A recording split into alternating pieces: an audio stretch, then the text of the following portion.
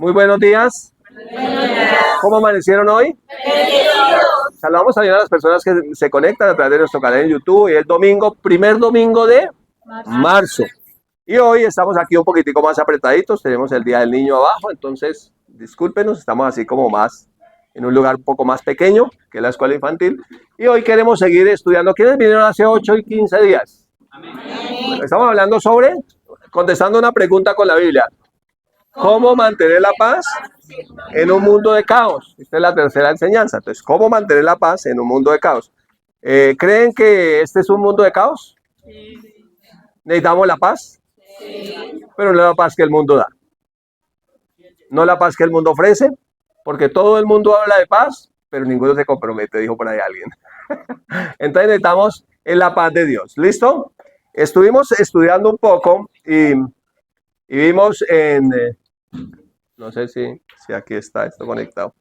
Perdón. No se mueve. Creo que no. ¿Me ayuda, Diego?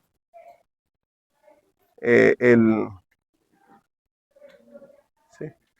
El de aquí, para que... Es este. Para que él pase. ¿Listo? Qué pena, nos disculpan, es que estamos improvisando. O sea, nunca hacemos la reunión acá. Hoy fue la primera vez. Eso normalmente no pasa, pero usted disculpe, ¿listo? Usted perdone, estamos tratando de conectar. Aquí está prendido y todo. Y él normalmente sí le obedece al... ¿Sí pasa? ¿No lo puedo pasar con la mano yo? Sí, déjeme, yo lo paso con la mano porque no me funcionó no me funcionó el cable. Listo, entonces estábamos estudiando en Juan capítulo 14, el versículo 27. Algo que Jesús dijo en Juan 14, 27. Y el Señor Jesús dijo en Juan 14, 27 que nos dejaba una herencia. Y él dijo, primera frase que dijo, la paz os dejo, mi paz os doy. Era su propia paz. Ahora, Jesús tuvo paz estando colgado en la cruz. Estando Jesús en la cruz, literalmente destrozado, tuvo paz para decir, Padre, perdónalos porque no saben lo que hacen, cuando se estaban burlando de él. Entonces usted calcule el detalle de la paz que él nos deja. Es una paz que humanamente hablando es ilógica, porque es en medio de las circunstancias más difíciles poder tener yo paz.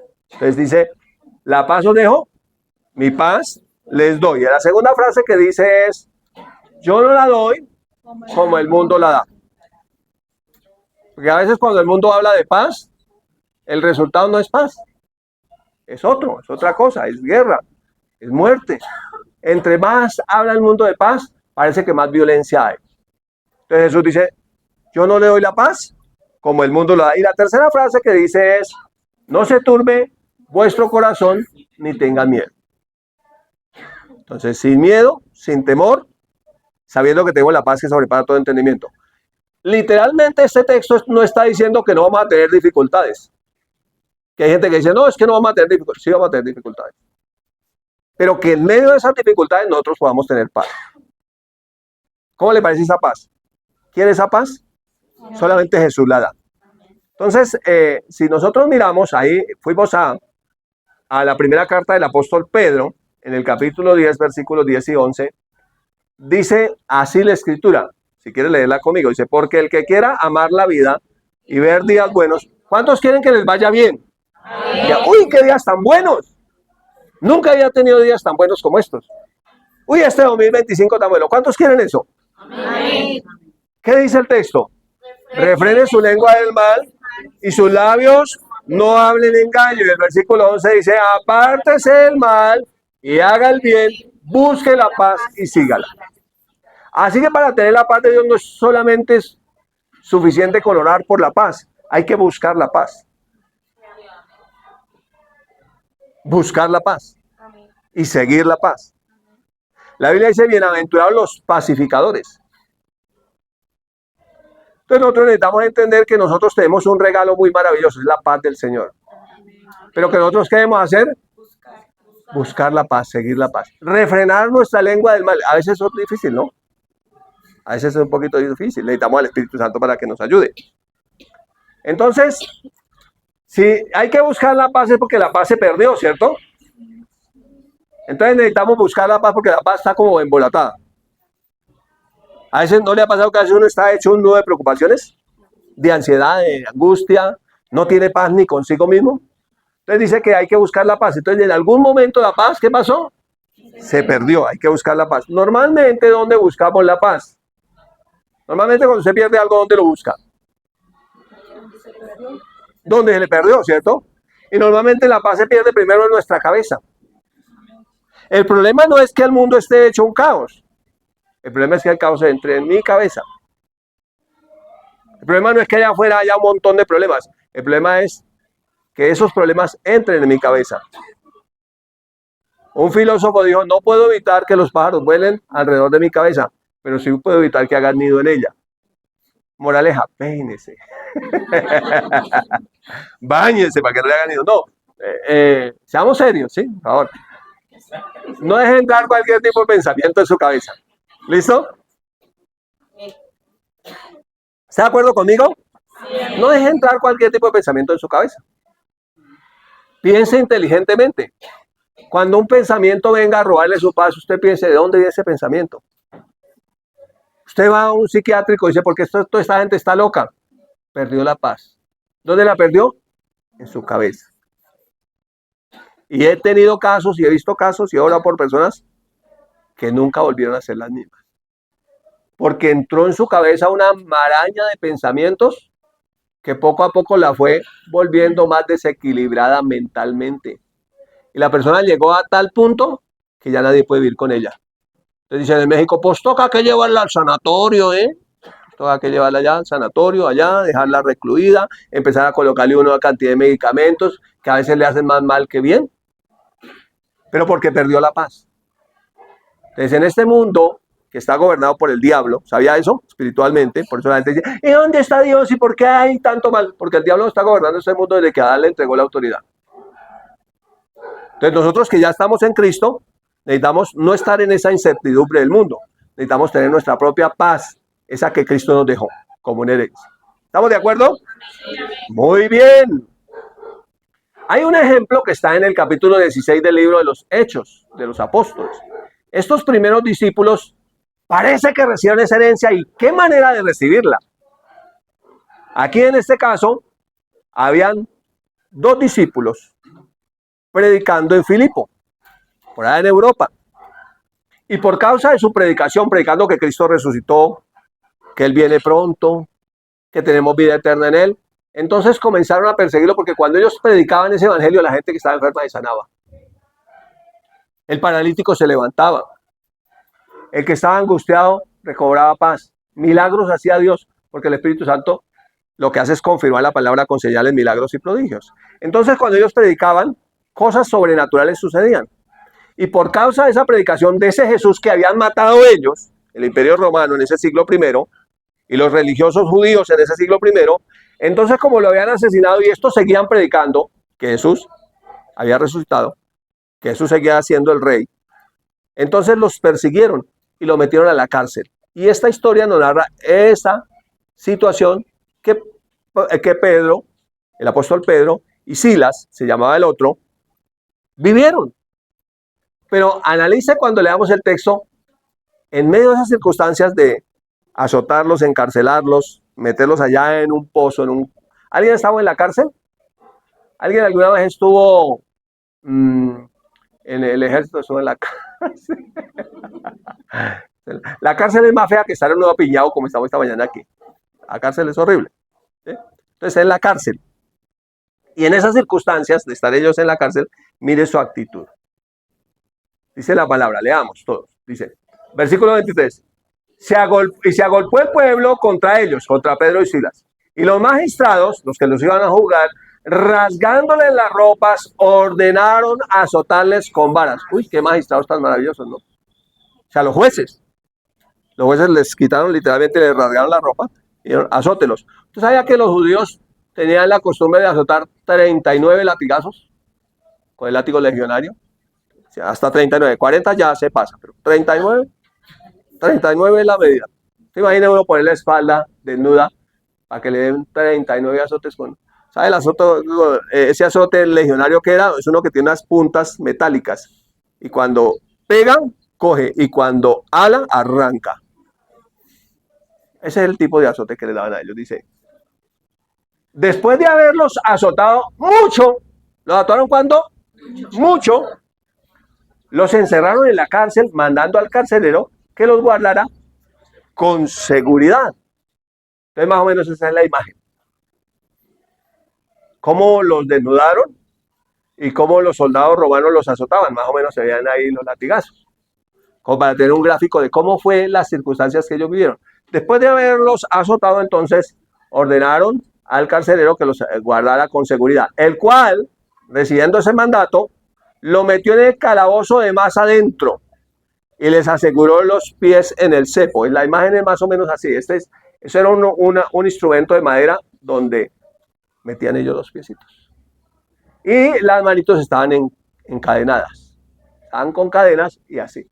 Desnudos, heridos, y el calabozo de más adentro era el más profundo, donde bajaban todos los desechos humanos. Donde vivían las ratas, me imagino que las ratas vivían ahí. Ahí estaban ellos. La pregunta es, ¿tendrían paz? Humanamente hablando, ¿tendrían paz?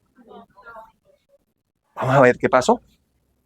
Dice el texto del verso 25. Pero a medianoche, ya tarde, ¿no? Orando, Pablo y Silas cantaban himnos a Dios y los presos los oían. Oraban y cantaban. Y nosotros no cantamos ni poniendo la letra aquí al frente. Y estando felices, desayunados, vestidos, sanos, bien. Y estos, en las circunstancias que estaban, a esa hora de la noche, comenzaron a orar. Y después comenzaron a cantarle al Señor, a alabar al Señor. Dice, entonces sobrevino de repente un gran terremoto, de manera que los cimientos de la cárcel se sacudían. Y al instante se abrieron todas las puertas y las cadenas de todos se soltaron. Un terremoto que abre candados, que quita cadenas. Usted imagínese lo sobrenatural del tema. Era algo impresionante. No solamente se sacudió la cárcel, no solamente las puertas se abrieron, sino que ellos quedaron libres.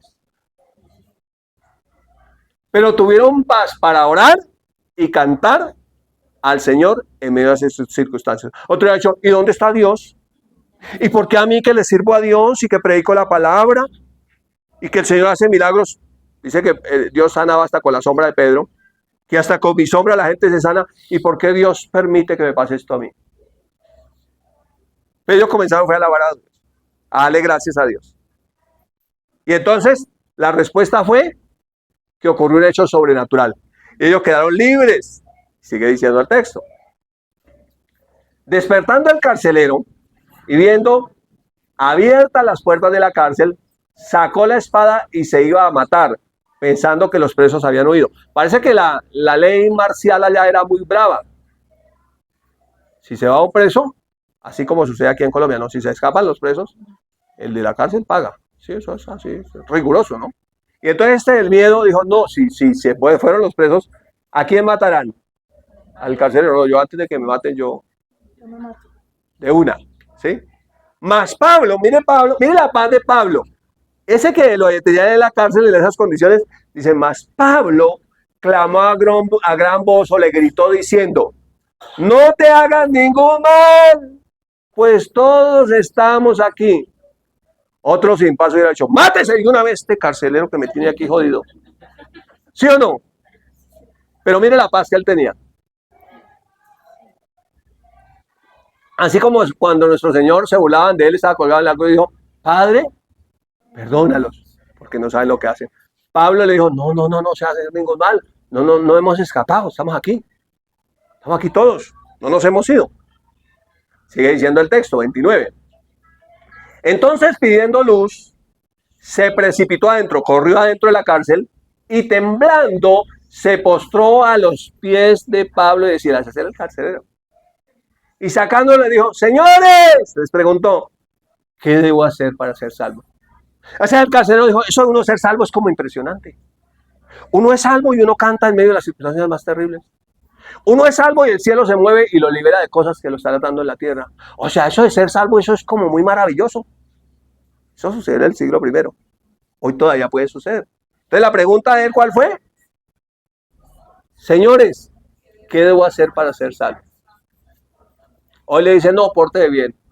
Si practica la religión de nosotros es salvo. El otro dice, no, si la practica la de nosotros es salvo. El otro dice, no, si hace esto, si hace lo otro. Pero miremos qué dice la Biblia para ser salvo. ¿Qué hay que hacer? Ellos le dijeron, le contestaron, ¿qué hay que hacer para ser salvo? Cree en el Señor Jesucristo y serás salvo tú y tu casa. Entonces, ¿qué hay que hacer para ser salvo? Cree en el Señor Jesucristo. Que Él murió, que Él resucitó y que Él volverá. Que Él ya cargó con todo el pecado de la humanidad. ¿Sabía eso? Oye, ¿a usted no le parece absurdo irse uno para el infierno de la eternidad si ya hubo alguien que pagó con su propia sangre para que uno fuera al cielo? Y uno simplemente por no creer en Él, para que no le digan evangélico, religioso, entonces uno no cree. Y no cree que uno es lo plus ultra y se va para el infierno. Cuando llega al infierno le dicen, ¿usted por qué está por acá? Pero luego nuestro Señor Jesús ya no pagó. Sí, pero que yo no creí. Que me daba pena. Porque me criticaban, se burlaban de mí. Mira los primeros cristianos lo que pasó. No solamente los criticaban y se burlaban de ellos. Vea cómo los azotaban, los torturaban. Entonces dice, ¿y le hablaron qué? La palabra del Señor a él y a todos los que estaban en casa. ¿Cómo es que somos salvos? Es por la palabra del Señor. No es por practicar esta o aquella religión, es por la palabra del Señor. La palabra del Señor es la misma. No ha cambiado. Se cumple la profecía que dice el Señor. El cielo y la tierra pasarán, pero mis palabras no pasarán. Todo lo que fue creado, todo lo que es movible, se destruirá, pero la palabra de Dios permanecerá. Entonces la garantía de salvación es su palabra. ¿Su palabra dónde? En mí. ¿Cuál es la garantía de salvación? Diga su palabra en mí. Entonces pregunte, ¿qué tanta palabra del Señor tiene usted?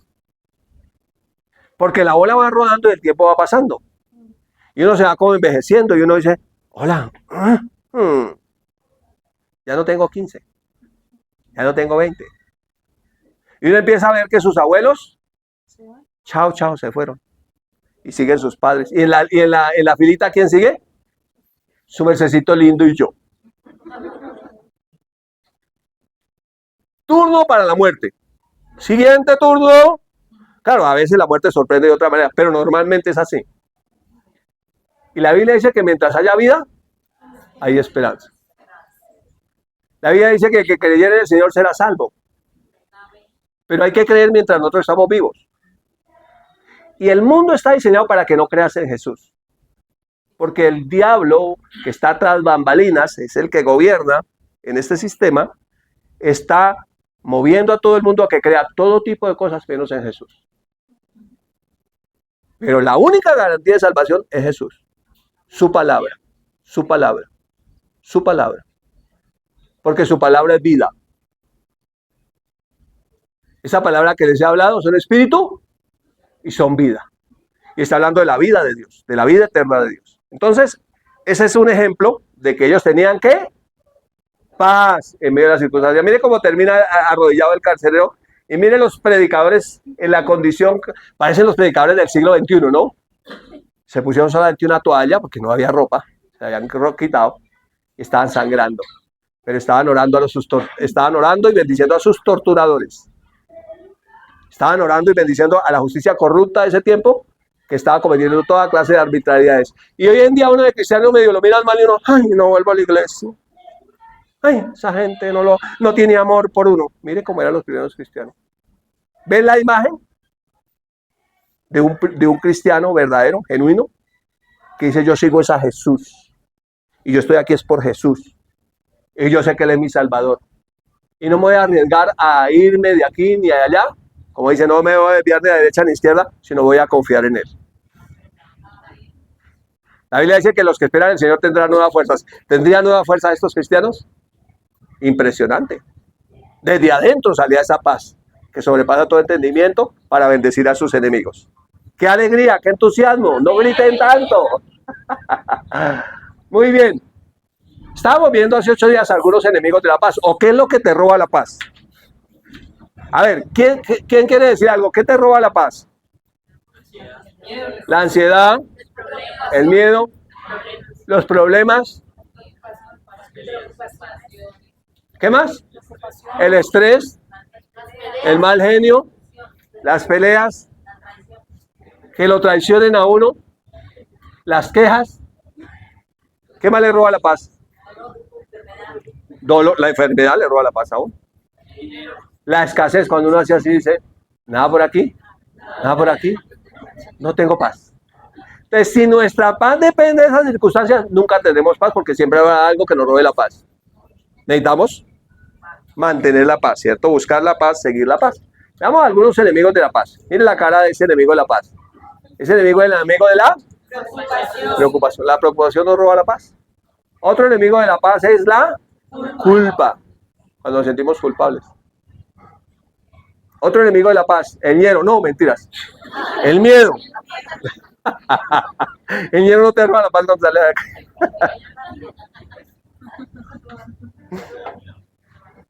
Es el enemigo de la paz, el miedo, ¿listo? Otro enemigo de la paz, ¿quién será esa señora? La ansiedad le roba a uno la paz. ¿Usted no ha visto que hay gente que come las uñas constantemente? Eso es ansiedad. La persona no puede evitarlo. No puede evitarlo. ¿Sabe que es malo? Que se ve mal. ¿Se ve mal comerse uno las uñas? Sí. Pero él no puede, o ella no puede porque está ansiosa. Está ansiosa, ¿listo? ¿Qué más nos roba la paz? La incredulidad. La incredulidad. La incredulidad nos roba la paz. Por eso el diablo quiere que no creamos. Porque no creer no es una fortaleza, es la peor debilidad. ¿Usted sabía por qué la gente va a ir al infierno? No es por portarse bien o portarse mal, es por no creer. Porque sin fe es imposible agradar a Dios. No podemos recibir nada de Dios sin fe. Necesitamos creer. ¿Listo? Y un último que tengo aquí en la lista. ¿Cuál será ese? Oiga, ¿y eso dónde pasará? Entonces, hay un enemigo que es los conflictos. Bueno, no sé si estás en pareja y con la pareja o si es con alguien más y peleas, constantemente eso roba la paz. ¿Listo? Entonces, hace 8 días estábamos mirando y ya vimos uno. Ese ya lo vimos. Mire, estamos chuleando. La culpa, la preocupación ya la vimos. Entonces, si usted no lo vio, puede verlo en el video que está colgado en el canal de YouTube y también vimos la culpa. Alcanzamos a ver esas dos. ¿Y qué era lo que estábamos haciendo? Lo que estábamos haciendo era tomarse una dosis de la medicina de Dios para mantener la paz. ¿Y cómo? ¿Dónde sacamos esa de la medicina de Dios? Proverbios 4 dice, hijo mío, está atento a mis palabras. Inclina tu oído a mis razones. No se aparten de tus ojos. Guárdalas en medio de tu corazón. Porque son vida a los que las hallan y medicina a todo tu cuerpo. Así que entendemos por la Biblia que la palabra de Dios es nuestra medicina. Entonces, ¿qué ejercicio estábamos haciendo? Tomándonos una dosis de la medicina de Dios, su palabra, para mantener la paz. Y vamos a seguir haciéndolo. ¿Listo? ¿Están listos para eso? ¿Qué vamos a hacer? Pero no, normalmente para tomarse algo tiene que estar despierto. Con este calorcito uno bien pegado del otro. Pronto existe la posibilidad que uno se quede dormido. Por acá nadie está dormido. Por allá tengo gente todo alrededor. Por allá también hay otros. No están viendo, pero están escuchando. Entonces, ¿qué vamos a hacer? Cuando uno está enfermo, ¿uno qué hace? Toca tomarse la medicina. Entonces, digamos que son como enfermedades que nos roban la paz. ¿Listo? ¿Vamos bien hasta ahí? Entonces, vamos a seguir con el miedo. Digo, el miedo. El miedo nos roba la paz. La primera dosis que nos vamos a tomar contra el miedo, ¿cuál es? No voy a temer, voy a creer. ¿Sabía que el temor es contrario a la fe? O uno es temeroso, miedoso o es de fe. ¿Listo? ¿Qué dice la palabra en 1 Juan 4, 17 al 21? Léala conmigo, por favor. En esto se ha perfeccionado el amor en nosotros, para que tengamos confianza en el día del juicio. Pues, como Él es, como es Jesús, ¿cierto? Así somos nosotros en este mundo. ¡Wow! Oiga, mira el que está al lado, diga, ¿usted es como es Jesús? ¿Sabía usted eso? Dice la Biblia. Dice, En el amor, está hablando del amor de Dios, así como la paz de Dios que estamos hablando. En el amor no hay temor. En el amor de Dios no hay temor. ¿Listo? ¿Qué hace? Sino que el perfecto amor, ese amor de Dios es el perfecto, echa fuera el temor. Entonces, cuando uno es muy temeroso es porque necesita recibir el amor de Dios, recibir a Jesús, para que ese temor se vaya. Porque el temor lleva en sí castigo de donde el que teme no ha sido perfeccionado en amor. Está hablando del amor de Dios, ese amor perfecto de Dios. ¿Listo? Y el versículo 19 dice, nosotros le amamos a Él porque Él nos amó primero. Entonces, para poder amar con el amor perfecto de Dios necesitamos recibirlo, tenerlo en nosotros. Y ese amor que va a hacer, va a ir quitando el temor. No es que usted ya no teme, todos tenemos algún tipo de miedo, pero ya no es controlado por el temor. Cuando dice no tema, no dice, no, usted, pero dice que no tema, yo tengo miedo aquí. ¿Quién no ha sentido miedo cuando alguien saca un arma y le va a disparar? Pero lo que está hablando de que no tema es no sea controlado por el temor. O sea, que su actuar no vaya a ser controlado por el temor, sino que usted pueda actuar por encima de ese temor. ¿Sí es claro? Pueda actuar por encima de ese temor, que pueda moverse por encima de ese temor. Muy bien. Segunda dosis, que lo vamos a tomar. ¿Cuál es? ¿Cuál es? ¿Por qué a la gente le da miedo amar? Nosotros que vivimos aquí en Bogotá, una ciudad de unos 10 millones de habitantes, más o menos, no sé cuántos son, realmente no tenemos la cifra completa, creo que nadie la tiene. Pero a la gente le da miedo amar, ¿o no? Es tan tenaz que la gente le da miedo amar a su propia pareja. Le dice, si usted se pone a amarla, se la va a montar. Así que déjela por allá tranquila, déjela por allá y no se ponga a amarla de a mucho. ¿Sí? Entonces, primera dosis, ¿cuál era? No temer, creer. Segunda dosis, no temas amar. No temas amar. Claro, cuando tenemos el amor perfecto de Dios, no simplemente está hablando de sentir algo chévere por las personas, sino el amor de Dios es decidir hacerle bien a alguien sin esperar nada a cambio. Es una decisión que uno toma porque tiene una capacidad sobrenatural que Dios le ha dado. Entonces dice el versículo 20, seguimos la misma escritura que veníamos. Si alguno dice, ¿qué dice? Yo amo a Dios y aborrece a su hermano, es mentiroso. Pues el que no ama a su hermano, a quien ha visto, pregunta, ¿cómo puede amar a Dios a quien no ha visto? Normalmente no decimos eso, yo amo a Dios. Pero me baja el hermano, me cae como gorda.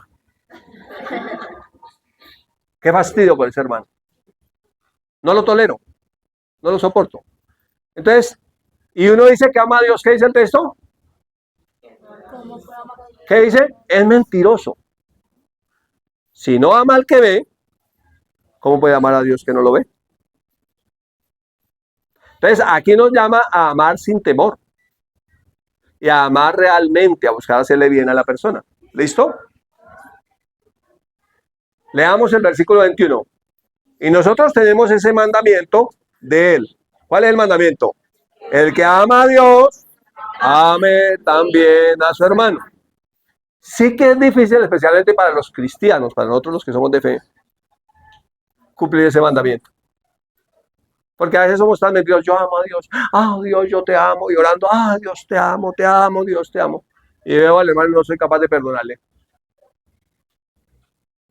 Sino que siempre voy, si me las va a pagar una por una, se las voy a cobrar con intereses, y vas a ver quién soy yo, porque es que yo sí le voy a poner los puntos sobre las IES, y le voy a decir cuántos pares son 3 moscas, y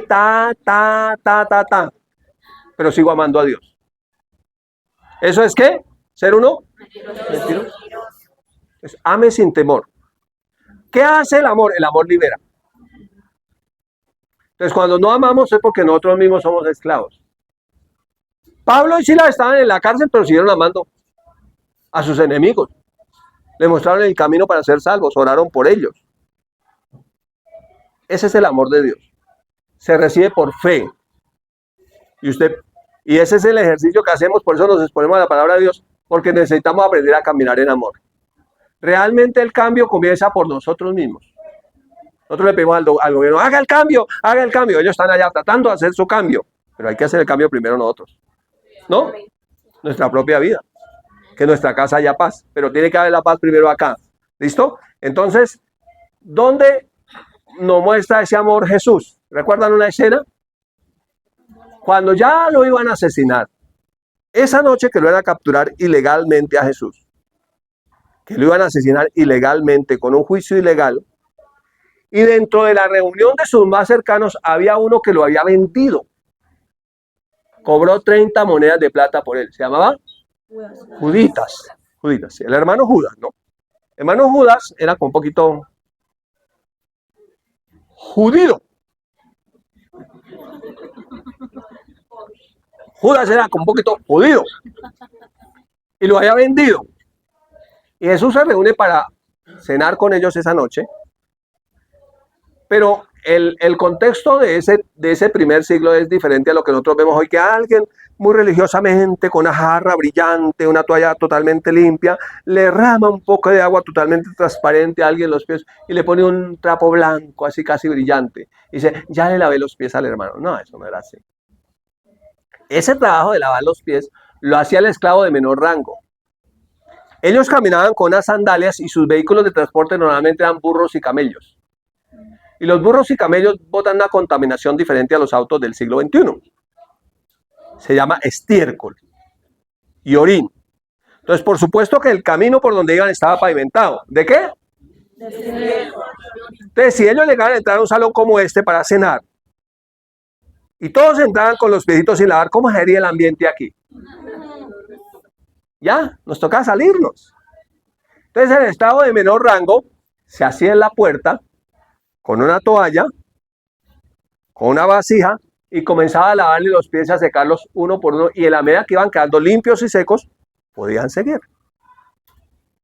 Ese día Jesús decide tomar ese oficio del esclavo de menor rango, y comenzó a lavarle los pies a ellos uno por uno. De hecho, cuando le llegó a lavarle los pies a Pedro, pero un momentico, señor, no, pero ¿cómo me va a dar los pies a mí? No, señor, no, pero Pedro reconocía que es el oficio del esclavo de menor rango. De hecho, Jesús se quitó su manto que representaba la autoridad y se ciñó la toalla que representa servicio y amor. Y entonces Jesús le dijo, Pedro, si no te lavo los pies, no tendrás parte conmigo en el reino de mi Padre. Y Pedro le dijo, no, señor, entonces lávame los pies y todo el cuerpo, páñeme todo. Pero yo quiero tener parte contigo. Y le dijo, tranquilo, Pedro, cálmate. Ya el resto está limpio, pero te voy a lavar los pies que sí están como un poquito llenos de pavimento de la calle, ¿no? Ya saben cuál es el pavimento de la calle. Así de como que huele maluco. Eso fue un acto de amor sin temor. ¿Y sabe a quién más le lavó los pies? A Juditas, que lo había vendido. Y Jesús sabía que lo había vendido. Sin embargo, no tuvo temor de amarlo. ¿Eso solucionaría nuestros problemas? ¿Sí o no? ¿Eso mantendría nuestra paz? Claro que sí. Pero hay que tomar una decisión. Le digo una cosa con toda sinceridad, no lo podemos hacer en nuestra fuerza. En nuestra fuerza no lo podemos hacer. Solamente si nos rendimos a Él. Si el Señor, yo no puedo, vea todos estos problemas. Señor, mire, 5 divorcios. Señor, vea 3 quiebras. Señor, mire, soy muy buen padre, a cada hijo le tengo su propia mamá. Señor, mire, tengo este otro problema. Señor, mire, este otro, y uno no le alcanzan los dedos de la mano a uno para contar todos los problemas que tiene. Y, Señor, definitivamente yo soy un desastre. Siempre he tenido miedo a amar, tanto que ni a mí mismo me amo. Necesito tu amor. Entonces uno lo recibe, lo acepta. Y él, ¿quién es mi monitor de tiempo hoy? ¿Cuánto tiempo tengo? Listo. Usted me avisa cuando vaya terminando, porque si no yo sigo. Tenemos todo el día. Otro enemigo. ¿Este primer enemigo cuál era? El miedo. Para el miedo, ¿qué vamos a hacer? No temer, creer y no temer amar. No temer, creer y no temer amar. Porque a veces tememos creer. Ay, no, nos van a poner un rótulo, nos van a decir esto y lo otro. Y a veces tememos amar. Porque el otro de pronto va a aprovecharse de mi debilidad de amar. Pero resulta que amar es una fortaleza. ¿Listo? Viene un segundo enemigo. ¿Cuál es ese enemigo? El enemigo de la ansiedad. El enemigo de la ansiedad. ¿Cuál es la primera dosis que nos vamos a tomar para la ansiedad? Se llama la oración. Dios nos dejó un arma poderosa, la oración. Cuando nosotros oramos, Jesús dijo que oramos a nuestro Padre. Cuando ustedes oren, digan: Padre nuestro, que estás en el cielo, santificado sea tu nombre, que tu reino venga a mí, que se haga tu voluntad aquí en la tierra, como en el cielo. Así nosotros hacemos la oración todo al revés. Señor, venga y haga esto. Señor, haga esto. No es la voluntad de Él que se haga, sino la mía. O sea, yo me pongo en el lugar de Dios. ¿Sí? ¿Cómo oramos equivocadamente? No, Señor, que tu reino venga. Si Él es el rey. Que tu voluntad sea hecha. Es el Dios. Entonces, la oración es una arma para mantener la paz. Porque cuando oramos, ¿qué hacemos? Descansamos en Dios. Jesús lo dijo en Mateo 28. Mateo 11, 28. Jesús dijo: vengan a mí todos los que estén trabajados y cargados, y yo los haré descansar. Aprendan de mí que soy manso y humilde de corazón, y harán descanso para sus almas. Lleven su yugo sobre ustedes, mi yugo sobre ustedes, porque mi yugo es fácil, mi carga es ligera. Entonces, cuando nosotros oramos, nosotros descansamos en Él. Y lo bueno que tenemos cuando somos creyentes es que tenemos en quién descansar. Y a veces necesitamos descansar, ¿no? ¿No le pasa que usted está cansado? Cansado de esto, de lo otro, de lo otro. Descanse en el Señor. Pero otros deciden mejor comerse las uñas. Bueno, eso ya es otro tema. Sigue Primera de Pedro, capítulo 5, versículos 6 al 9. ¿Qué dice el texto? Léalo conmigo. Humillados pues bajo la poderosa mano de Dios, para que Él los exalte cuando fuera tiempo. A mí me llama la atención que el texto de la oración dice que es una humillación. Cuando usted dice: hermana Digna, ¿usted qué hace el domingo? Yo voy a la iglesia a orar. ¡Ay! ¡Qué ella tan religiosa, señora! Era tan rara. ¿Sabía que la hermana Digna es un testimonio vivo de los milagros que Dios ha hecho? Médicamente ya no estuviera caminando, no estuviera ni viva. No podía caminar. Cuando fuimos a su casa, ¿puedo contar el testimonio? Sus piernas eran una sola llaga. No escuchaba, uno le hablaba a ella, no escuchaba. Era un nudo de nervios, no la podía levantar. Por allá están las hijas, ¿dónde están las hijas? ¿Verdad? Ahí hay una hija que no me deja mentir. Y hoy, mire, sana, fuerte, bendecida. Pero necesitamos humillarnos. Que nos critiquen: no, es que ellos son los santos, los que oran. No es que no oramos porque somos muy santos, es que necesitamos absolutamente de Dios. Porque separados de Él, mire, somos un desastre. No podemos hacer nada. Y cuando confiamos en Él, mire lo que el Señor hace. ¿Ya tienes bisnietos? ¿Cuántos bisnietos? 4 bisnietos. Hijos, nietos y 4 bisnietos. Que ha podido ver, cargar, disfrutar. Pero necesitamos humillarnos bajo la poderosa mano de Dios para que Él nos exalte cuando fuere tiempo. Hay un tiempo, hay un proceso. Y luego dice: ¿cómo lo hacemos? Echando sobre Él toda nuestra ansiedad. Estamos ansiosos porque Él tiene cuidado de nosotros. Mire, el Señor cuida de nosotros mejor que cualquiera. Amén. Número 1, porque Él puede. Hay cosas que nosotros los humanos nos quedamos cortos, no podemos. A alguien se le muere un pariente y uno lo único que puede es abrazar y decir: pésame, mi pésame. No puede hacer nada. Pero Dios sí puede. Él puede poner una paz interior. Consolarte para que tú puedas consolar a otros. Sanarte para que tú puedas llevar sanidad a otros. Bendecirte para que tú puedas hablar del Dios que bendice a otros. Y por eso, el evangelio que predicamos no son solo palabras, sino poder, mire, la demostración. Y podrían muchos testimonios aquí que nos alcanzaría el tiempo. Pero es Él. Cuando nosotros nos humillamos y oramos. Primera dosis contra la ansiedad. Ahora descansa en Dios. Señor, mira este diagnóstico de enfermedades incurables. La gente se enloquece, no sabe qué hacer. Ore, descansa en Dios. Confíe que lo que la medicina no puede hacer, Dios lo puede hacer. Dios lo puede hacer. Si usted cree. Porque dice que Él nos va a exaltar, pero a su debido tiempo. En su momento. Mire, cuando uno comienza la vida cristiana, les cuento esto, en mi corta experiencia de caminar con mi Señor Jesús 20 años. Le cuento esto. Al principio parece que uno fuera perdiendo. Eso las amistades lo dejan. Todo el mundo se burla, se ríen de uno. Se burla todo el mundo. Pero uno comienza a vivir el proceso y después los que se burlaban ya hablaban y dicen, hola, usted que Dios lo escucha, ¿por qué no ora por mí? ¿Por qué no, perdón, ¿por qué no ora por mí? Es que está como más cerquita de Dios.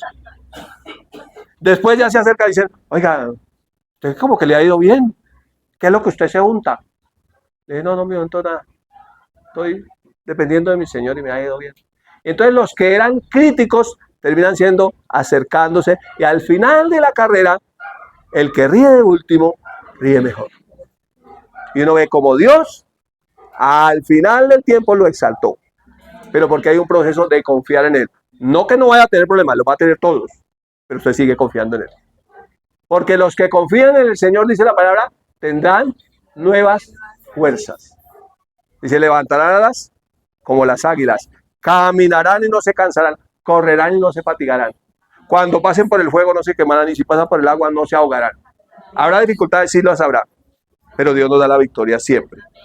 Entonces, la primera dosis contra la ansiedad, la oración. Y vamos a ver si alcanzamos a la segunda dosis. Sea sobrio en su manera de pensar. Sea sobrio en su manera de pensar. No sea loco en su manera de pensar. Sea sobrio en su manera de pensar. Y lo que dice Primera de Pedro 5, versículos 6 al 9. Sed sobrios y velad, porque vuestro adversario el diablo, como león rugiente, anda alrededor buscando a quién devorar, al cual resistid firmes en la fe, sabiendo que los mismos padecimientos se van cumpliendo en nuestros hermanos en todo el mundo. O sea, todos tenemos dificultades, pero no debemos ser locos a la hora de pensar, sino sobrios. Sobrio es lo contrario de ebrio. Sobrio es no borracho. Una persona borracha, ¿cómo piensa? Hay gente que no puede estar tranquila y no emborracha, que no tiene paz. Dice que seamos sobrios. Cuando la gente lee este texto piensa que el diablo anda así y que se lo va a comer. No, el diablo no te puede hacer nada, solamente te manda un pensamiento y si lo aceptas, entonces ahí sí puede hacer algo. El ataque del diablo siempre es a través de un pensamiento. Un pensamiento. Y ese pensamiento que uno lo consiente y comienza a darle vuelta en la cabeza, termina por hacerlo caer. Y termina por ser devorado. Así que el león rugiente puede estar que de vuelta donde quiera, pero no dentro de su cabeza. ¿Sí es claro? Más o menos una imagen gráfica sería así. La guerra, en la batalla, entonces ¿dónde está la batalla? En la mente. La mente es el campo de batalla. No es que el diablo va a venir literalmente a jalarlo de los pies y a hacerle, sino, ¿viene a dónde? A la mente. Y pierde la paz. Esa señora celosa, que el marido sale ya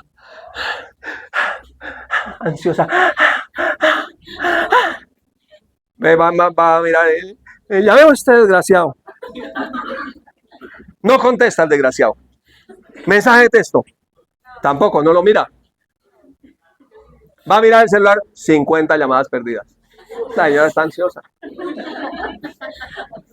Está siendo presa del león. Y esa señora presa del león, bueno, también puede ser un señor, para que no diga, pero es que usted sí es machista. También puede ser un señor, ¿no? Señor celoso. Señor desesperado. Llamando a la señora 1000 veces. ¿Sí? Entonces, ¿dónde está el campo de batalla? En la mente. Más bien ore por su pareja, bendiga a su pareja. Cuando usted dice, uy, ¿por qué no llegará? Voy a orar por él, de pronto quién sabe qué habrá pasado. ¿Sí? Lo siguiente que puede venir es una noche buena, así que tranquilo. Más o menos hay gente que vive así, ¿verdad? Gráficamente sería así.